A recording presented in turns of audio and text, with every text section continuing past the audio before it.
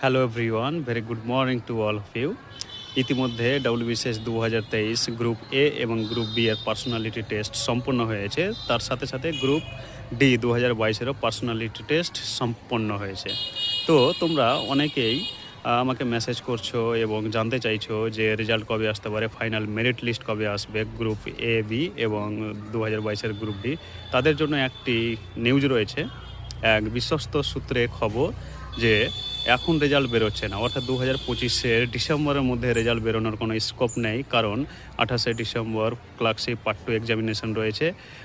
সেই কাজের জন্য পিএসসি খুব ব্যতিব্যস্ত রয়েছে, সেগুলোর অ্যারেঞ্জমেন্ট চলছে।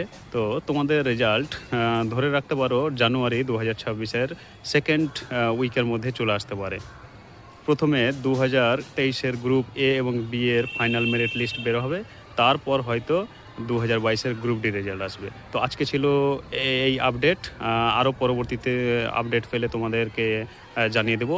আমার চ্যানেলের সঙ্গে যুক্ত থেকো এবং অবশ্যই শেয়ার করে দিও এবং বেল আইকনটি প্রেস করে রেখো, যাতে নোটিফিকেশান সবার আগে তোমার কাছে পৌঁছে যায়। ধন্যবাদ।